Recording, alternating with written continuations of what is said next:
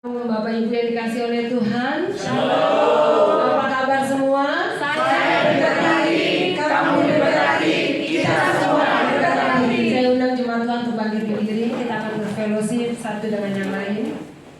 Kita akan katakan bahwa aku siap beribadah ke kiri kanan. Aku siap beribadah, salam kiri kanan. Berikan senyum yang terbaik bagi Tuhan Yesus. Aku siap beribadah. Kita siap untuk beribadah? Ya. Sama-sama katakan amin. Bagaimana kabarnya? Saya diberkati, kamu diberkati, kita semua diberkati. Haleluya, beri tepuk buat Tuhan Yesus. Jemaat Bapak Ibu untuk silakan duduk kembali. Kita akan siapkan hati kita. Kita akan berikan yang terbaik bagi Tuhan. Terima kasih Tuhan yang baik, Tuhan yang besar, Allah yang kami sembah hanya di dalam nama Tuhan Yesus. Biarlah pagi hari ini Tuhan kami bersama jemaat-Mu di tempat ini Tuhan. Kami mau memberikan yang terbaik bagi Tuhan. Kami mau memberikan hidup kami bagi-Mu Tuhan Yesus. Karena kami tahu kuasa-Mu begitu besar dalam kehidupan kami. Haleluya,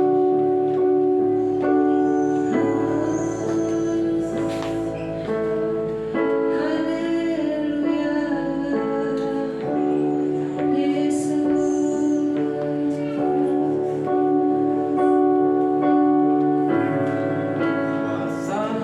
Terlebih besar Tuhanku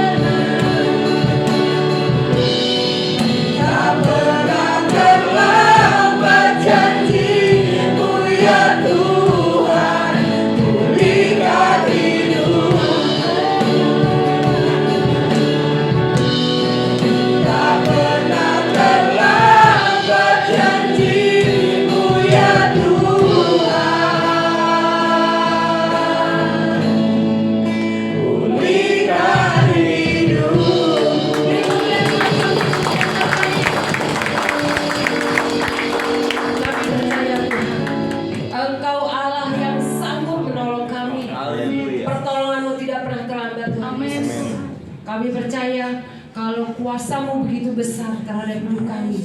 Kuasa-Mu mengalahkan segala permasalahan kami, segala pergumulan kami. Kami percaya Tuhan, karena kami percaya kami mempunyai Allah yang besar.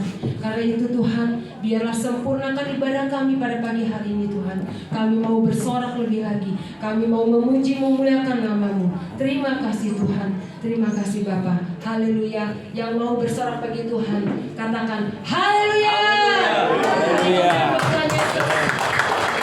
Karena Tuhan itu Esa, satu-satunya Allah yang kita sembah. Amin. Seharusnya kita mempunyai hidup yang sempurna. Bagaimana cara kita hidup yang sempurna? Izinkan Tuhan berdaulat atas hidupmu. Tuhan berdaulat atas masalah-masalahmu. Tuhan berdaulat sepenuhnya atas hidup kita. Karena Tuhan sempurna, kita harus sempurna. Amin. Beri kemuliaan buat Tuhan Yesus.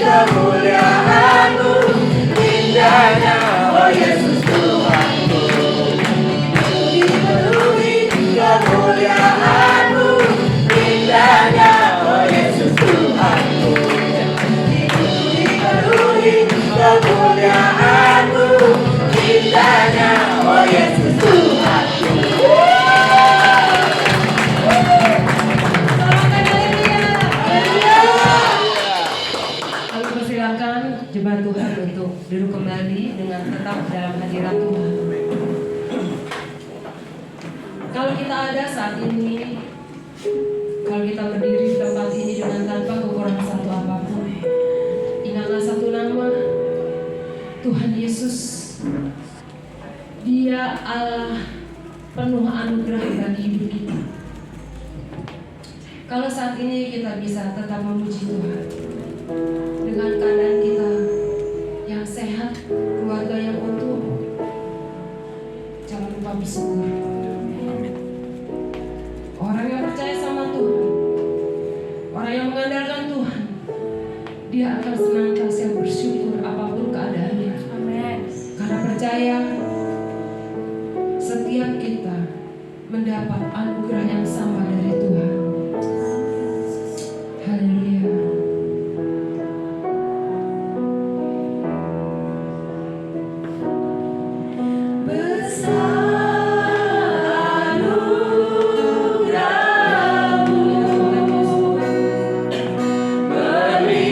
Berlimpah kasih.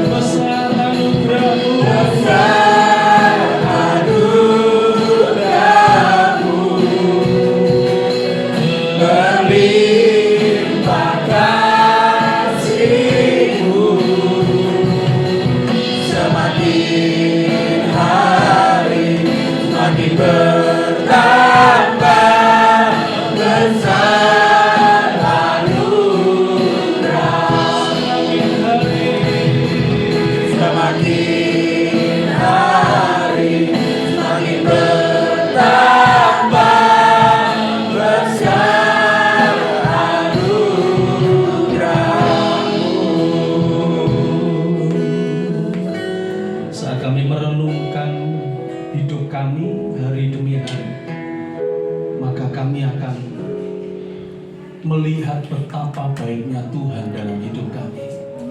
Ada banyak hal yang Tuhan berikan, bahkan itu yang terbaik yang Tuhan beri untuk kehidupan kami.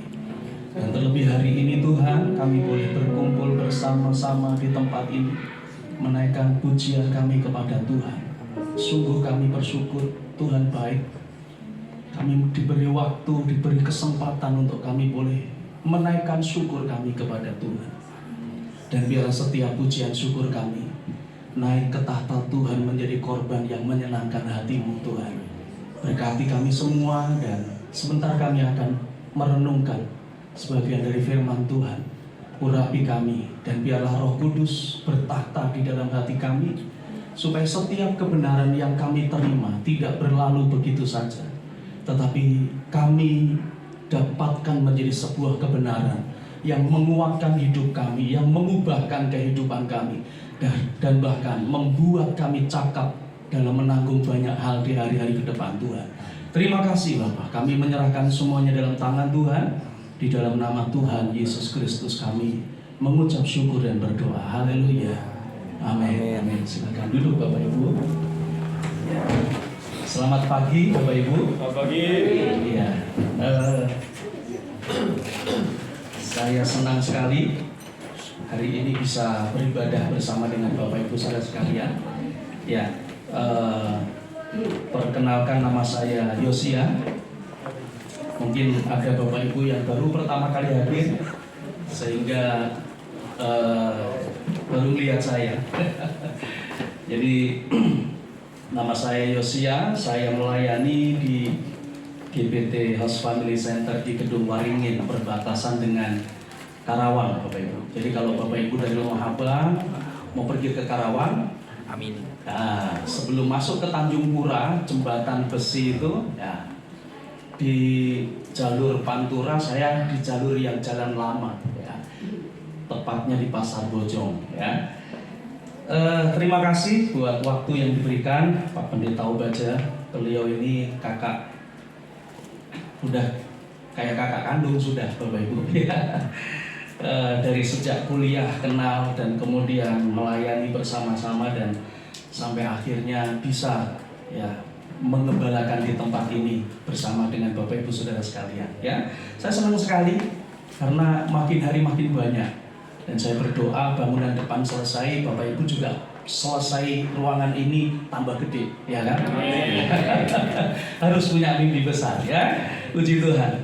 Hari ini kalau dalam periode atau kalender gerejawi adalah masuk kepada kalender masih ada di seri kebangkitan Tuhan. Karena setelah Tuhan Yesus bangkit di hari ketiga, maka tidak langsung naik ke surga. Tetapi dalam kebangkitannya, dalam tubuh kebangkitannya itu, dia mengunjungi atau menjumpai beberapa murid-muridnya. Ya. Dan di antara murid-murid itu kalau kita lihat, kalau kita baca di dalam Alkitab, mereka adalah orang-orang atau murid-murid yang dalam kondisi terpuruk lah. Ya. Tapi Tuhan Yesus menemui mereka dan baru kemudian setelah 40 hari dia naik ke surga. Nah, hari ini saya akan menyampaikan satu judul firman Tuhan, namanya Kristus Pantokrator. Apa itu? Ya, ini adalah sebuah lukisan. Coba di next ya. Ini adalah sebuah lukisan yang dibuat di tahun 6 Masehi atau 7 Masehi. Ya, sebuah lukisan yang dibuat untuk menggambarkan tentang siapa Tuhan Yesus itu. Ini boleh dikatakan adalah lukisan yang dibuat di awal-awal, ya, bahkan mungkin dikatakan lukisan yang pertama, ya, dilukis dan mengambil sebuah judul Pantokrator yang artinya adalah Yesus yang maha kuasa, yang berkuasa atas segala-galanya. Ya. Dari bahasa Yunani, tetapi dia diambil dari dua ungkapan dari bahasa Ibrani. Ya, kalau di dalam bahasa Ibrani, Bapak Ibu suka mengenal dengan nama Yahweh Sebaot atau El Shaddai. Nah, dari dua kata itu kemudian digabungkan menjadi sebuah kata Pantokrator. Di masa itu, inilah yang akhirnya menginspirasi para pelukis-pelukis pada zaman dahulu untuk kemudian siapa sih pribadi yang memiliki kuasa, yaitu Tuhan Yesus.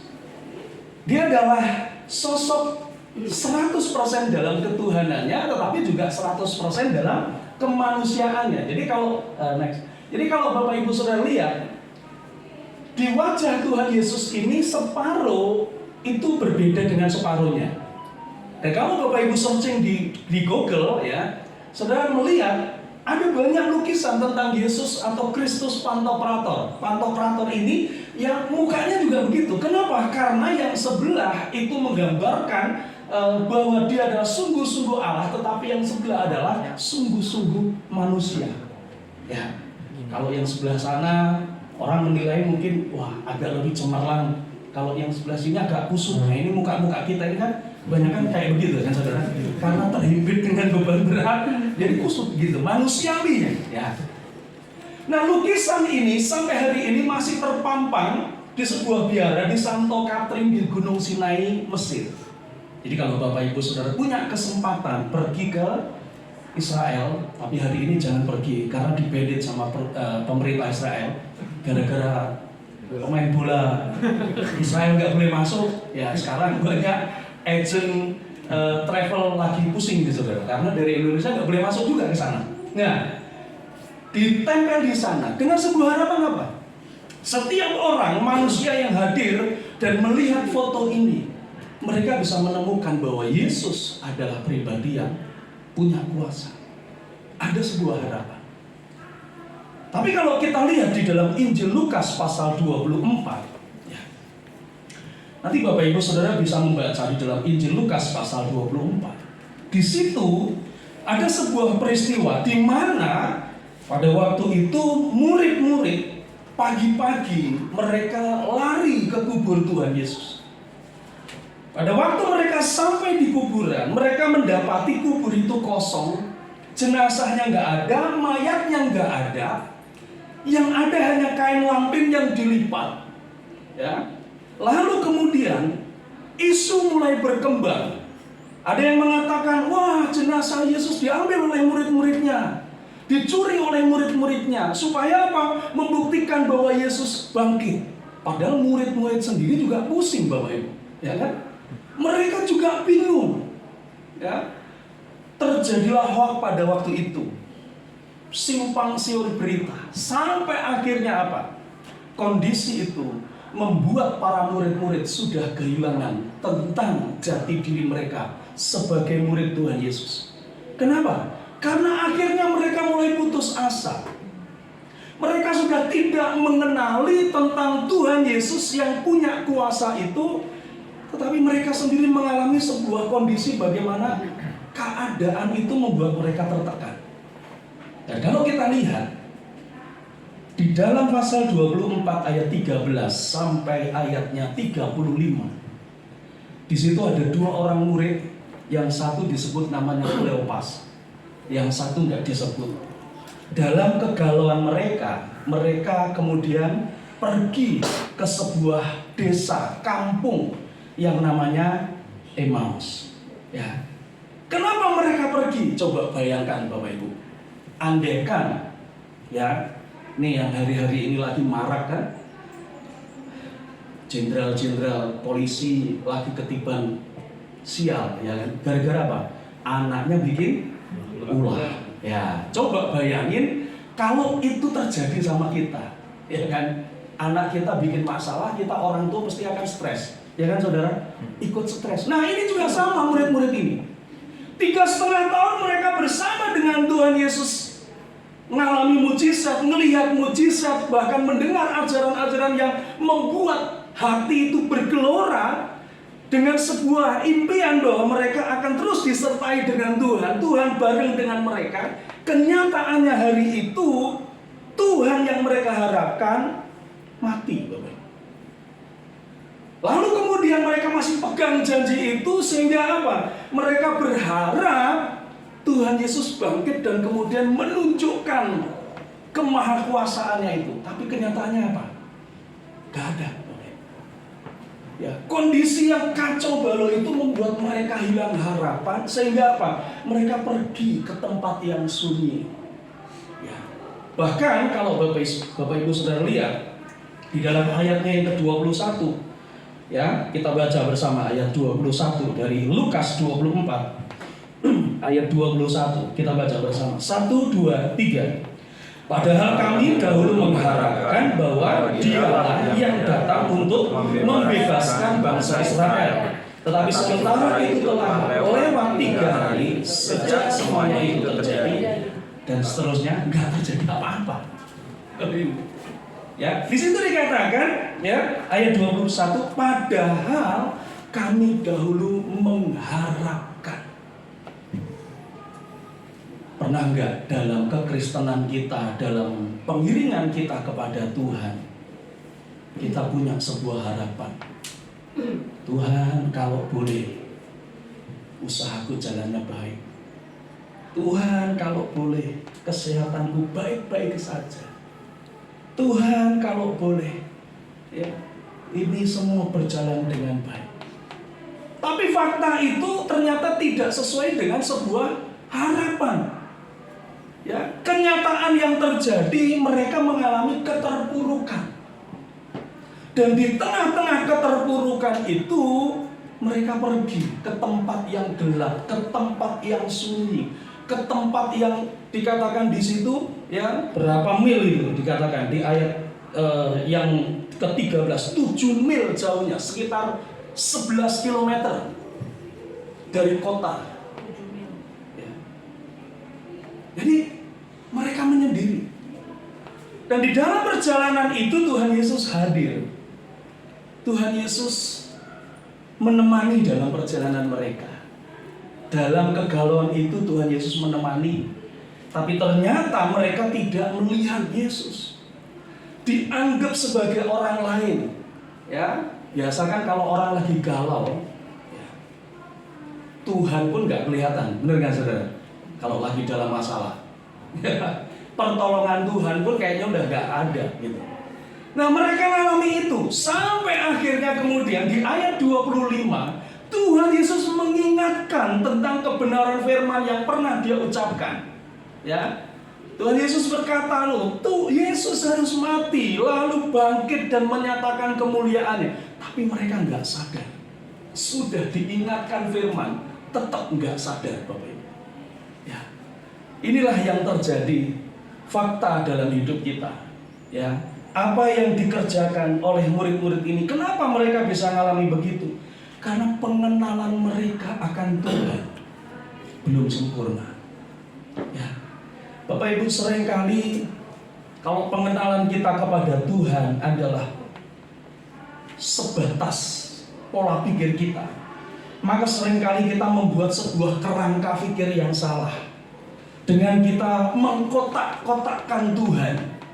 Wah, Tuhan tuh harus kayak begini, Tuhan tuh harus kayak begini, Tuhan itu harus ikut mau saya, Tuhan itu harus melakukan seperti ini. Nah, seringkali kita membuat Tuhan itu seperti apa yang kita pikirkan. Padahal apa? Padahal Tuhan, dia punya kuasa, dia punya waktu, dia punya kuasa, dia punya otoritas. Dia kapan saja mau seperti apa, itu kehendak Tuhan. Ya, kita nggak pernah bisa mengubah. Lalu kita lihat, setelah mereka mengalami kondisi yang seperti itu, ayatnya yang ke-28. Mereka mendekati kampung yang mereka tuju, lalu ia berbuat seolah-olah hendak meneruskan perjalanan. Bapak Ibu Saudara garis bawahi kata seolah-olah. Ya. Pernah enggak dalam hidup kita kadangkala Tuhan berbuat seperti apa yang dilakukan Tuhan Yesus kepada murid-murid? Mereka seolah-olah ditinggalkan oleh Tuhan. Ya. Jadi Tuhan tahu mereka sudah berhenti di sebuah desa itu yang namanya Emmaus. Lalu Tuhan seolah-olah hendak pergi, seolah-olah mau meninggalkan mereka. Ya. Seringkali kejadian itu, fakta itu terjadi dalam kehidupan kita. Tuhan izinkan sesuatu terjadi dan seringkali kita menganggap kok Tuhan kayaknya nggak peduli. Padahal semua yang dikerjakan Tuhan di dalam hidup kita itu punya alasan. Ya, apa alasannya? Yang pertama adalah ini, saudara. Alasannya Tuhan membuat kita seolah-olah dibiarkan jalan sendiri karena Tuhan mau supaya kita membuat sebuah keputusan yang tepat dalam hidup ini. Ya, Tuhan gak pernah mau membuat sebuah aturan yang kaku buat kehidupan kita. Dia kasih free will, kehendak bebas dalam hidup kita untuk kita menentukan jalan kehidupan kita. Di saat kita mengalami sebuah kondisi yang tidak baik, Tuhan izinkan itu terjadi. Kenapa? Karena Tuhan mau kita punya keputusan yang tepat untuk hidup kita. Ayat 29 dikatakan begini. Tetapi mereka sangat mendesaknya, katanya, tinggallah bersama-sama dengan kami. Sebab hari telah menjelang malam dan matahari hampir terbenam. Lalu masuklah ia ke tempat tinggal bersama-sama dengan mereka. Kata tinggallah bersama-sama dengan aku, itu adalah sebuah keputusan yang mereka ambil. Bapak Ibu, mudah bagi Tuhan untuk masuk dalam hidup kita, tapi Tuhan tidak pernah mau. Kenapa? Karena belum tentu kalau Tuhan masuk hati kita, hidup kita ini siap. Ya, belum tentu kita siap. Tapi Tuhan memberikan kesempatan, Tuhan memberikan sebuah pilihan dalam hidup ini untuk kita merespon sebuah kejadian, keadaan itu dengan sebuah keputusan yang benar. Bapak Ibu perlu tahu bahwa hidup kita ini adalah sebuah anugerah. Ya, next. Hidup kita ini sebuah anugerah. Tapi tahu enggak? Anugerah yang penuh dengan misteri. Karena di situ ada kekhawatiran, di situ ada bahagia, di situ ada ketakutan, di situ ada kekhawatiran, di situ ada banyak hal bisa terjadi dalam hidup. Ya, anugerah diberikan oleh Tuhan dalam kehidupan kita, tapi di dalamnya ada sebuah misteri yang semua kita nggak pernah tahu apa yang akan terjadi besok, lusa, minggu depan, bulan depan, tahun depan. Nggak ada satu orang pun yang tahu yang akan terjadi. Itulah misteri. Nah, maka dari itu, waktu murid-murid ini mengalami kondisi itu tidak pernah terpikirkan dalam benak mereka. Ya, itu tidak pernah terbayangkan. Maka dari itu, sebuah keputusan yang terbaik yang mereka katakan adalah mereka mengundang Tuhan. Mereka minta Tuhan, tinggallah bersama-sama dengan kami. Ya, tinggallah di dalam misteri yang sulit ini. Maka kita perlu menemukan Tuhan, dan Dia tidak kita temukan dalam keramaian, tapi selalu dalam sebuah keheningan. Coba lihat, ada sebuah gambar. Nah, ini adalah sebuah lukisan yang dilukis oleh Holman Hunt. Ya. Ini adalah lukisan Tuhan Yesus berdiri di depan pintu dan mengetok sambil membawa lentera. Dan di dekat pintu itu banyak semak belukar. Pada waktu Holman Hunt ini melukis lukisan ini, setelah lukisannya jadi, dia undang teman-temannya untuk datang ke rumahnya. Pada waktu mereka datang, si Holman Hunt ini kemudian bilang sama teman-teman mereka, teman-temannya yang pintar melukis juga. Dia mulai pajang lukisannya dan kemudian dia berkata, silahkan kalian koreksi, temukan kesalahan dari lukisan saya ini. Lalu apa yang terjadi? Semua teman-temannya mulai melihat, mereka mulai mengoreksi dengan detail. Dilihat dari kerapiannya, dilihat dari sudut pandang bermacam-macam, tapi sampai akhirnya sekelompok teman-temannya ini kemudian berkata begini, saya nggak menemukan celah dari lukisan ini. Lalu teman-temannya pulang. Beberapa hari kemudian, si Holman ini dia undang lagi beberapa teman dari komunitas yang lain. Pada waktu mereka berkumpul bersama-sama, kemudian salah satu bertanya, apa sih judul dari lukisan ini? Lalu kemudian dia berikan judul ini, The Light of the World, terang dunia. Ya. Lalu semua teman-temannya dipersilahkan lagi, silahkan kalian lihat, ada nggak celah kekurangan dari lukisan saya? Mereka kemudian meneliti lagi, dari sudut per sudut dilihat detail, tidak ada yang salah. Sampai akhirnya menjelang pulang, ada satu temennya yang masih amatir, nggak pinter-pinter amat melukis. Dia berdiri dengan penasaran dan kemudian dia berkata kepada Holman Hunt, kayaknya saya menemukan sebuah kekurangan. Lalu ditanya, apa yang kamu temukan? Ini pintu yang diketok Tuhan Yesus nggak ada gagang pintunya. Dia bilang begitu, saudara. Lalu Holman Hunt peluk orang itu, dia berkata, benar sekali. Karena memang ini bukan pintu rumah, dia katakan. Loh, ini apa? Ini pintu hati. Ya. Dan yang bisa membuka siapa? Ya yang punya hati. Tuhan Yesus nggak pernah mendorong, nggak pernah dobrak pintu itu. Dia nggak pernah menerobos masuk untuk masuk dalam kehidupan seseorang jika orang yang punya hati tidak mau membukakannya. Senang sekali Zulman. Jadi Bapak Ibu, ini adalah ayat yang menginspirasi Zulman untuk membuat lukisan ini. Wahyu 3:20. Lihat, aku berdiri di muka pintu dan mengetok. Jikalau ada orang yang mendengar suaraku dan membukakan pintu, Aku akan masuk mendapatkannya dan aku akan makan bersama-sama dengan dia dan ia bersama-sama dengan aku. Jadi Bapak Ibu, inilah seringkali ya dalam kehidupan kita Tuhan membiarkan kita melangkah dalam kesendirian.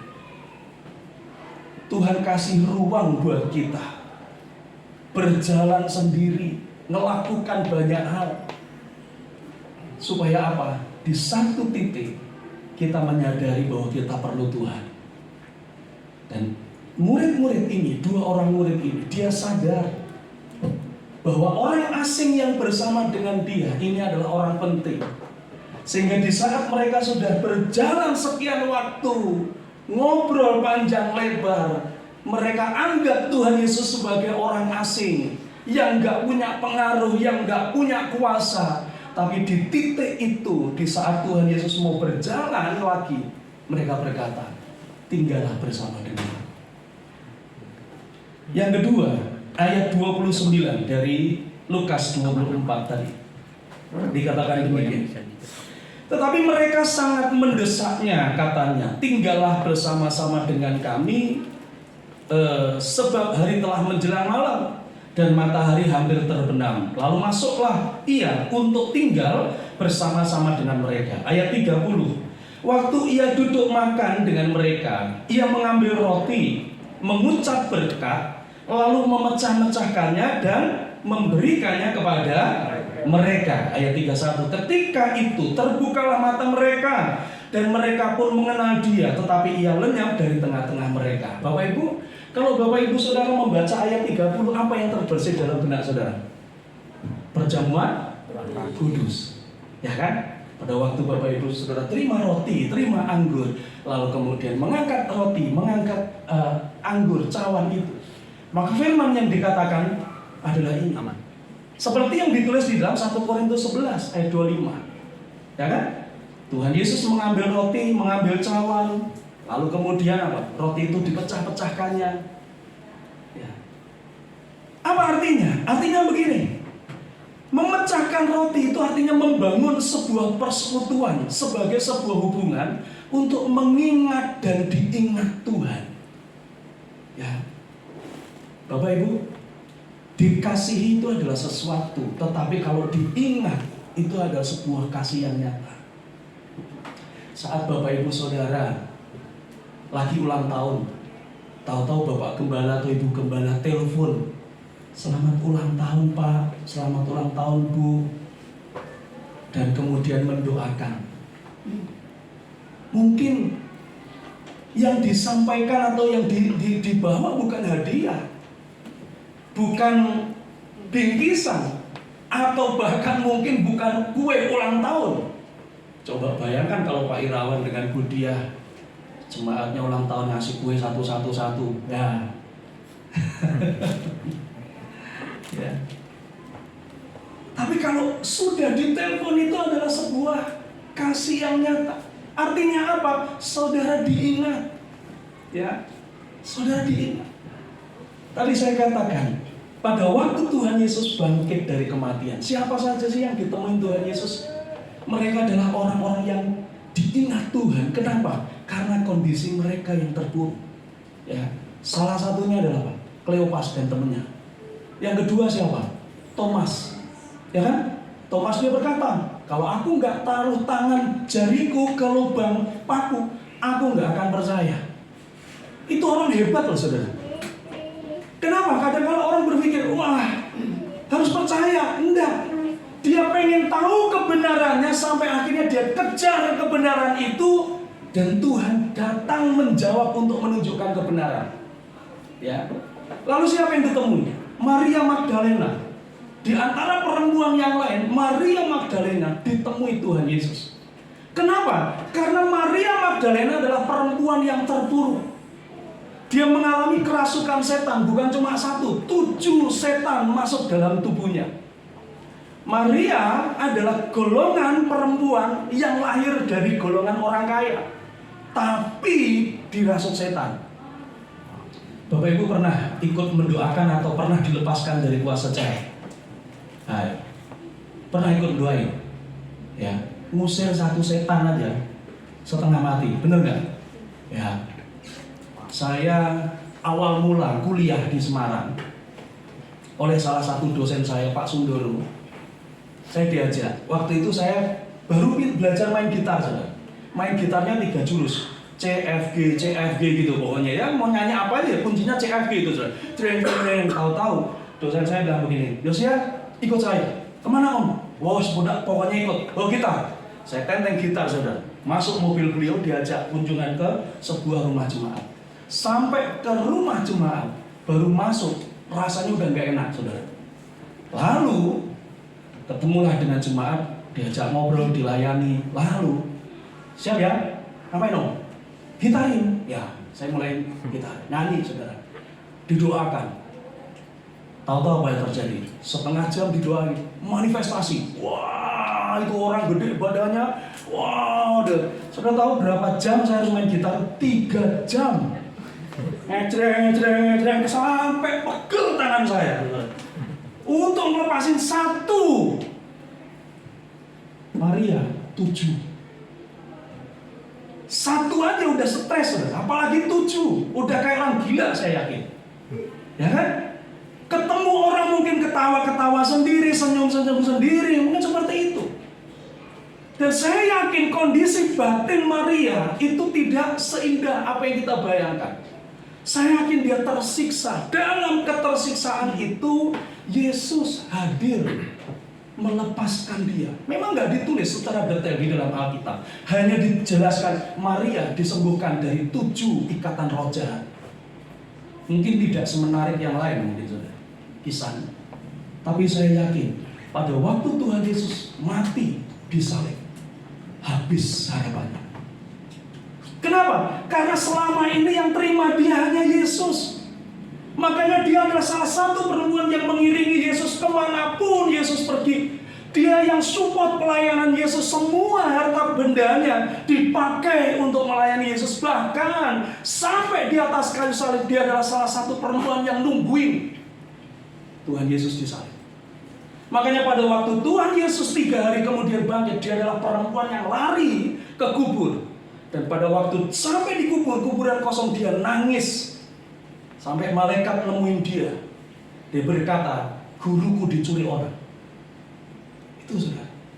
Makanya Tuhan Yesus hadir nemuin dia. Yang lain siapa? Petrus. Petrus adalah orang yang menyedihkan. Kenapa? Karena dia adalah orang yang luar biasa. Gak ada orang yang bisa berjalan di atas air bareng Tuhan Yesus kalau bukan Petrus, ya kan? Pada waktu Tuhan Yesus nemuin murid-murid lagi di danau, ya, murid-murid melihat ada sosok bayangan yang berjalan di atas air.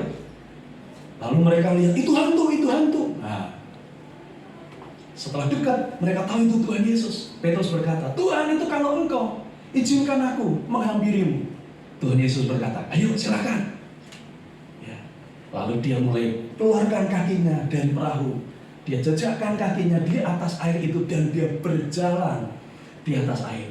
Walaupun sepersekian menit kemudian atau sepersekian detik kemudian dia kelelep, saudara, ya kan? Bahasa Inggrisnya begitu. Dia tenggelam. Tapi di saat dia tenggelam, tangan Tuhan pegang dia dan dia berjalan lagi loh. Dengan Tuhan Yesus masuk ke dalam perahu. Tapi apa yang terjadi? Pada waktu Tuhan Yesus ditangkap, seorang perempuan dia berkata, kamu kan bagian dari Yesus. Dengan lantang dia berkata, bukan. Selang beberapa waktu lagi perempuan ini berkata, aku pernah lihat kamu ini bareng Tuhan Yesus. Dia berkata, bukan. Lalu apa yang terjadi? Sepersekian waktu kemudian perempuan ini berkata, iya kamu itu bagian dari Yesus, murid Yesus. Dia berkata, bukan. Sampai akhirnya ayam berkokok. Dia sangkali Tuhannya. Padahal 3,5 tahun dia mengalami mujizat demi mujizat. Ya. Perjalanan imannya ternyata tidak semulus apa yang diharapkan. Dia mengalami keterpurukan. Dia jatuh, benar-benar jatuh. Tapi yang luar biasa, Tuhan Yesus samperin dia. Ya. Sebelumnya apa yang terjadi? Dia sudah jadi provokator buat teman-teman yang lain. Dalam Injil Yohanes dikatakan, dia kumpulin teman-temannya, dia berkata, aku mau kembali melaut. Teman-teman yang lain berkata, oke, kami ikut juga. Akhirnya mereka pergi melautlah malam itu. Sepanjang malam mereka melaut, tapi tidak satu ekor ikan pun yang mereka bisa tangkap. Menjelang pagi, setelah mereka sudah hampir sampai di pinggir pantai, mereka lihat sosok orang yang berdiri di pinggir pantai, yaitu siapa? Tuhan Yesus. Tuhan Yesus berkata, hei anak-anak, ada daging gak? Ada ikan gak? Mereka berkata, enggak. Udah semalaman kami melaut, gak ada hasil. Lalu Tuhan Yesus dari pinggir pantai, dia berteriak begini, tebarkan jalamu di sebelah kanan. Sekarang saya mau tanya, gedenya kapal yang dipakai murid-murid segede apa sih saudara? Paling kan ya segini ya, yang muat berapa lah? 10-12 orang. Lalu pertanyaannya, bedanya nyebar jalan di sebelah kanan, sebelah kiri, bedanya apa? Perahunya juga nggak gede-gede amat, ya kan? Posisi di pinggir pantai. Ya. Tapi Tuhan cuma mau ingatkan mereka, taatlah. Mereka tebarkan jala itu di sebelah kanan, dan pada waktu ditarik, Alkitab menuliskan jumlahnya ditulis detail sekian, kalau nggak salah 150-an ekor atau berapa, dan hampir robek jalannya. Lalu setelah itu Petrus tahu kalau itu Tuhan Yesus, dia robek bajunya, dia jebur ke pantai itu, dia berenang, dia samperin Tuhan Yesus. Dan di pinggir pantai itu sedang makan ikan, Tuhan Yesus rangkul dia dan berkata, Petrus, apakah engkau mengasihi aku? Petrus berkata, ya Tuhan, aku mengasihi. Gembalakanlah domba-domba.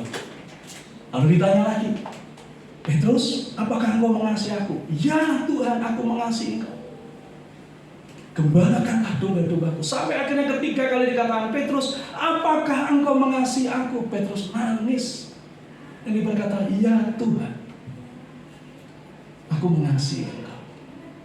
Bapak Ibu, mereka adalah orang-orang yang secara manusia sudah kehilangan harapan, udah terpuruk dalam sebuah kehidupan yang salah. Tapi kembali Tuhan menunjukkan kasih-Nya, nemuin mereka. Maka di saat Tuhan Yesus mulai melakukan perjamuan kudus, Tuhan selalu berkata, ingat akan pengorbananku, ingat akan kasihku. Dan itu yang membuka mata mereka. Kenapa saudara? Karena mereka diingat oleh Tuhan. Ya, mereka diingat, dijumpai dengan Tuhan. Bapak Ibu, perjamuan kudus adalah sebuah pengingat di mana kita harus punya persekutuan dengan Tuhan. Bahwa Tuhan ingat kita, kita harus ingat Tuhan. Amin. Ya. Selain itu lewat apa? Lewat doa. Bangun hubungan dengan Tuhan. Kenapa Bapak Ibu? Karena di saat hubungan itu kita bangun, maka itu seperti menghadirkan Tuhan dalam hidup kita. Menghadirkan Tuhan. Apa sih hebatnya menghadirkan Tuhan? Begini saudara. Kalau Bapak Ibu sudah membaca dalam kitab Daniel, ada kisah Daniel yang dilempar di gua singa. Lalu kemudian ada Sadrak, Mesak, dan Abednego yang dilempar ke dapur api. Lalu yang terjadi apa? Orang-orang yang ngikat mereka, ngikat Sadrak, Mesak, dan Abednego, waktu mereka dilempar ke dapur api, mati. Tapi justru Sadrak, Mesak, dan Abednego mereka gak mati. Mereka berjalan di tengah-tengah dapur api itu bersama dengan satu sosok pribadi, yaitu siapa? Tuhan. Artinya apa? Di mana ada Tuhan, maka neraka pun bisa jadi surga. Ya, mungkin saudara, nggak mungkin Pak Pendeta. Nah sekarang gini, saya mau tanya, siapa yang di sini nikah tanpa pacaran? Ada? Saya Pak dijodohin sama bapak emak saya, gitu. Nggak mungkin. Nah, saya yakin semua pernah pacaran, atau sudah punya anak-anaknya dititipin sama papa mama. Pak mama tolong jaga ya. Kenapa? Aku mau pacaran dulu, gitu kan? Nah, sekarang saya mau tanya. Di Delta ini kan banyak tempat-tempat yang asik buat pacaran. Ya. Pernah nggak satu kali saudara melihat ada pasangan cowok cewek duduk di atas di atas motor, di pinggir kali, banyak rumput-rumput dan juga sampah. Sore-sore menjelang matahari terbenam, mereka asik pacaran di situ. Padahal nyamuknya banyak, ya kan? Lagi ngomong, ya, aduh, gitu kan? Tapi saudara, nyamuk itu nggak ada artinya. Kenapa? Karena pacar saudara ada di samping saudara. Kehadirannya membuat nyamuk lewat, saudara. Ya kan? Benar nggak? Ya kan? Yang lain kayak ngontrak. Dunia rasanya milik berdua. Nah, gitu saudara. Nah, dengan Tuhan juga sama. Ya. Makanya kenapa Daud dia berkata begini, walaupun aku dibawa ke lembah kelam, aku enggak takut. Sebab apa? Gadamu dan tongkatmu menjadi penghiburanku. Saat kau punya persekutuan dengan Tuhan, oke. Masalah mungkin belum pergi, masalah mungkin belum ada jalan keluarnya. Ya, harapanmu mungkin udah tinggal tipis, sudah entar lagi habis. Tapi paling tidak ada sebuah kekuatan yang Tuhan berikan untuk kau bisa menapaki jalan itu dan melihat kemuliaan di balik semua itu. Ya, maka dari itu Bapak Ibu, mari belajar. Ya, bangun persekutuan dengan Tuhan. Seorang Bill Panel, dia katakan begini, saudara. Jika Anda telah membuat kebiasaan berkomunikasi dengan Tuhan saat matahari bersinar, Anda akan merasa lebih mudah untuk bernyanyi di bawah hujan. Ya.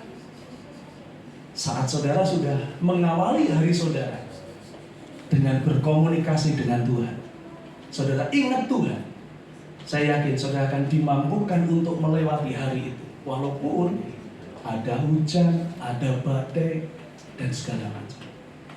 Hari ini, siapapun Bapak Ibu Saudara sekalian, entah saudara Kristen, entah saudara bukan Kristen, ada dua pesan penting yang perlu kita renungkan minggu ini. Yang pertama adalah apa? Yang pertama,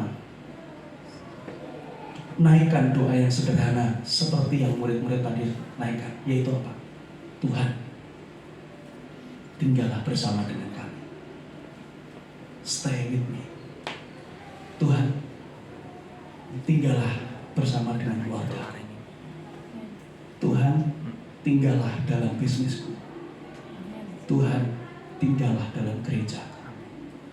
Doa sederhana, tapi engkau bergantung dengan Tuhan. Yang kedua adalah apa? Hidup ini adalah pemberian Tuhan yang terbaik. Sekarang, pemberian apa yang terbaik yang bisa saudara berikan untuk diri saudara sendiri? Ya, Tuhan udah kasih banyak hal untuk hidup kita, hadiah, anugerah, walaupun banyak misteri, walaupun banyak hal yang tidak pernah bisa kita pikirkan, tapi di situ ada anugerah yang terbaik yang Tuhan berikan. Mari beri diri saudara sendiri dengan hadiah yang terbaik yang bisa saudara berikan. Ya, mari saya undang kita tundukkan kepala bersama.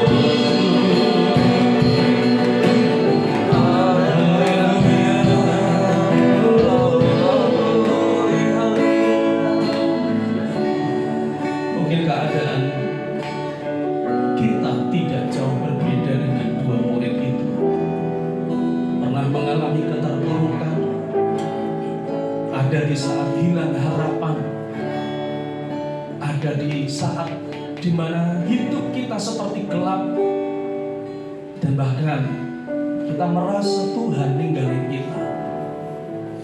Tuhan tidak pernah meninggalkan. Dia memberikan ruang dalam hidup kita. Dan jikalau kita sudah merasa ada di titik itu, mari naikkan doa yang sederhana. Tuhan, tinggallah bersama dengan kami. Tinggallah dalam hidupku. Tinggallah dalam keluargaku. Tinggallah. Dan mulai bangun persekutuan dengan Tuhan. Karena percayalah, seburuk apapun keadaanmu, Tuhan tetap mengingat engkau. Dia tetap sayang sama kamu. Dan Dia bisa memulihkan seperti halnya murid-murid yang lain. Tuhan Yesus mengasihi kita semua. Mari naikkan pujian ini, dan biarlah ini menjadi sebuah doa kita, bahwa Dia adalah Allah yang perkasa, Allah yang penuh kuasa, Yesus Kristus, Tuhan kita. Percayalah bahwa kuasa-Nya masih ada sampai hari ini. Mujizat-Nya masih terjadi sampai hari ini.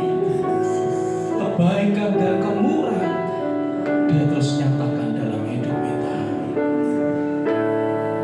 Kuasa-Mu terlebih besar,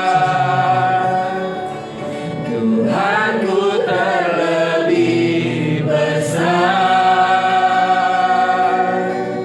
tak pernah terlambat janji-Mu ya Tuhan, menolong hidupku. Kuasa-Mu terlebih besar, Dia lebih besar dari masalah. Tuhanku terlebih besar, tak pernah terlambat janji-Mu ya Tuhan, pulihkan hidupku.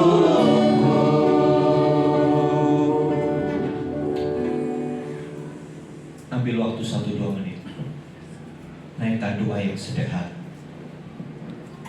Tuhan, tinggallah dalam hidupku. Maka kau akan melihat kuasa-Nya yang besar itu terjadi dalam hidupmu. Dan mulai bangun hubungan dengan Tuhan. Kau yang sudah lama meninggalkan saat teduh, ayo kembali lagi. Lakukan itu. Lakukan lagi hal yang sederhana. Untuk melakukan itu, untuk membangun hubungan dengan Tuhan, saudara tidak perlu keluarkan sejumlah uang. Saudara hanya menyediakan sedikit dari waktu. Hal yang sederhana ini akan mengerjakan perubahan yang besar dalam hidup. Haleluya, haleluya. Haleluya, haleluya. Bapa, hamba mewakili umat-Mu datang kepadamu. Sungguh besar kasih-Mu untuk setiap kami. Walaupun kadangkala kami meninggalkan Tuhan, walaupun kadangkala kami tidak setia kepadamu, kami berubah setia. Tapi satu kebenaran, Engkau tetap mengingat kami. Bahkan di telapak tangan Engkau melukiskan kehidupan kami. Biarlah kebenaran ini menyadarkan kami, memerdekakan kami dari keterpurukan, dan membawa kami kepada satu relasi yang akrab, yang intim dengan Tuhan. Ampuni kami kadangkala dunia terlalu mempesona kami. Ampuni kami kadangkala masalah yang kami hadapi mengalihkan perhatian kami dari Tuhan. Kami terlalu fokus dengan masalah kami, sehingga kami tidak punya waktu untuk datang kepada Tuhan. Terima kasih, melalui hamba-Mu kami diingatkan untuk kami kembali kami bersyukur masih ada kesempatan untuk kami kembali. Dan kesempatan itu adalah hari ini. Tuhan, jumpai umat-Mu dan tinggallah dalam hidup setiap pribadi. Tinggallah dalam hidup setiap keluarga. Kehadiran itu cukup bagi kami. Kehadiran mengerjakan hal yang besar dalam hidup kami. Hadir dan tinggal dalam hidup kami ya Tuhan. Terima kasih Tuhan. Biarlah kebenaran ini terus ada di dalam hati dan pikiran kami. Biar firman-Mu terus terngiang-ngiang dalam telinga kami. Sehingga kami terus hidup dalam kebenaran ini. Berkati hamba-Mu Bapak Pendeta Yosia yang sudah berbagi berkat buat kami. Kehidupannya, pelayanannya disertai oleh Tuhan. Di dalam penyertaan itu ada hal yang dahsyat yang akan dialami oleh hamba-Mu. Terima kasih Bapak. Pujilah nama-Mu. Sebentar kami akan memberikan korban persembahan kami. Biarlah ini sebagai ucapan syukur kami, sebagai bukti kasih kami kepada Tuhan. Terima kasih Tuhan. Di dalam nama Tuhan Yesus kami berdoa. Haleluya. Amin. Terima kasih Bapak Yosia, Pendeta Yosia, firman-Nya luar biasa. Kita jadi bangkit lagi semangat. Kita akan memberikan yang terbaik bagi Tuhan. Kita persiapkan.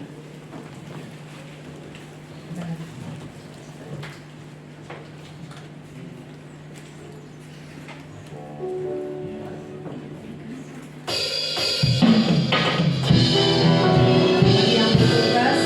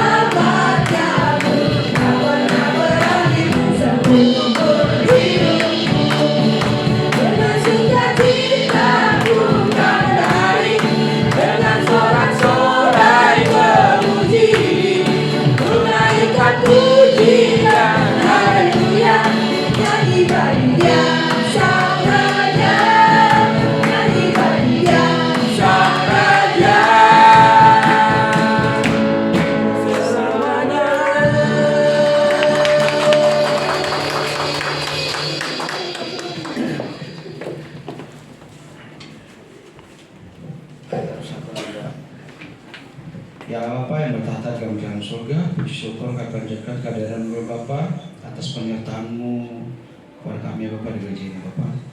Ya Bapa, biarlah firman-Mu ini menjadi terang dan bagi kehidupan kami Bapa, dan dalam menjalankan kehidupan kami Bapa.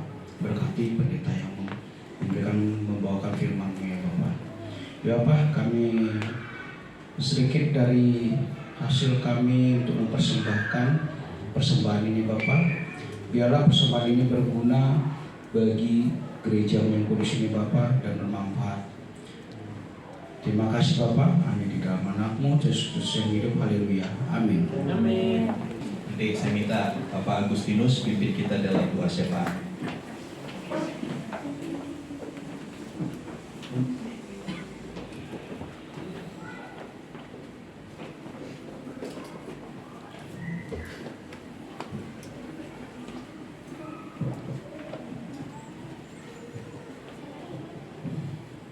Ya Bapak Ibu, sebelum mengakhiri ibadah raya pagi hari ini, kita satukan hati untuk kita berdoa bersama-sama. Bapak, kami mengucap syukur buat pagi hari ini, buat kesempatan yang Tuhan berikan bagi setiap kami Bapak. Kami boleh bersama-sama untuk beribadah di tempat ini.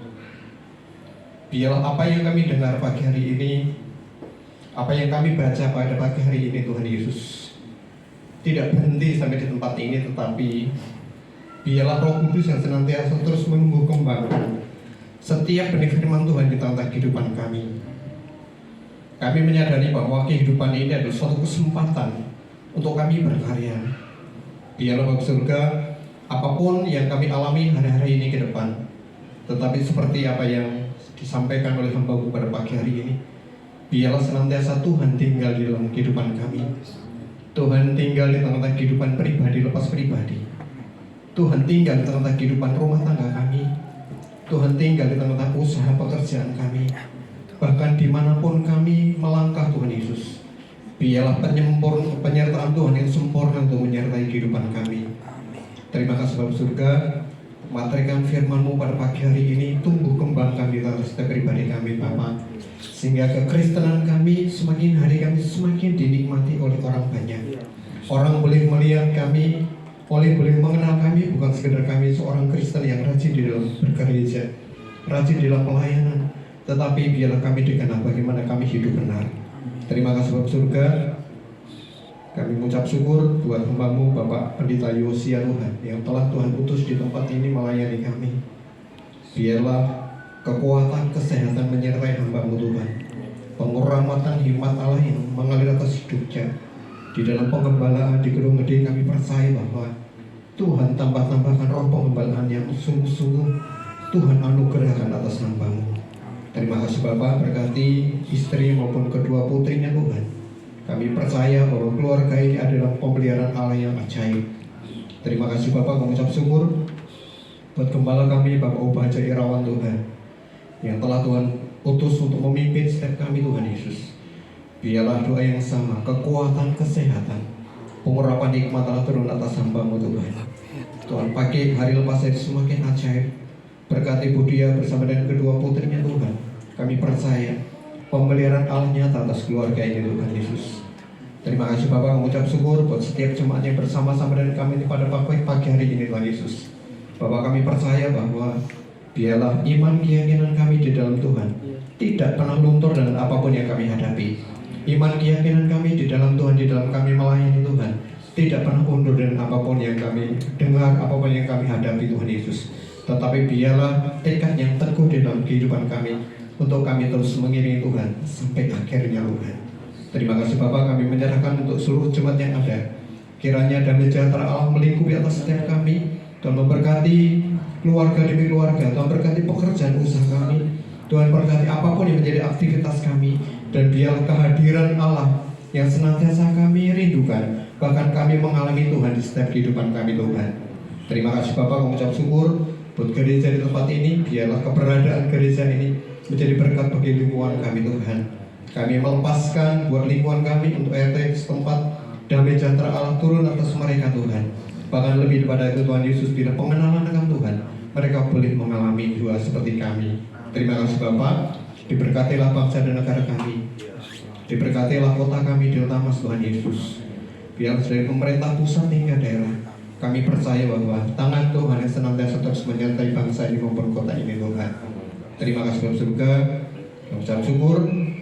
Kalau sebentar lagi kami akan pulang Tuhan, kami percaya bahwa penyertaan Tuhan yang tidak pernah henti-hentinya ada bersama dengan kami. Terima kasih Bapak, ucap syukur. Kami percaya bahwa Tuhan akan menyertai kami sampai tujuan rumah kami masing-masing dengan selamat.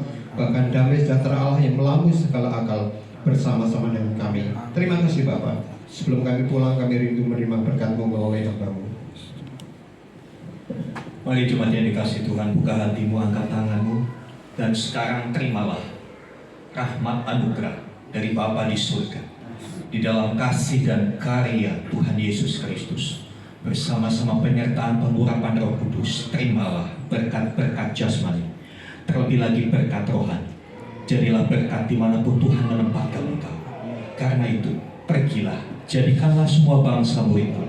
Baptislah mereka dalam nama Bapa dan Anak dan Roh Kudus, dan ajarlah mereka melakukan segala sesuatu yang telah Kuperintahkan kepadamu. Dan ketahuilah, Aku menyertai kamu senantiasa sampai kepada akhir zaman. Demikian Tuhan Yesus akan datang kembali. Pada saat kedatangannya Dia akan membawa kita masuk ke dalam tempat yang telah Dia sediakan, supaya di mana Tuhan Yesus berada, di situ pun kita boleh berada. Terima kasih Tuhan.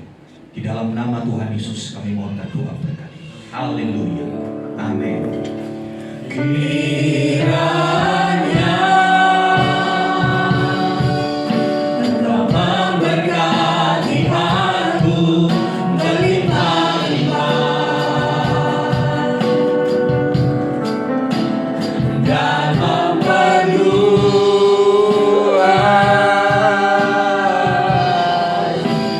daerahku,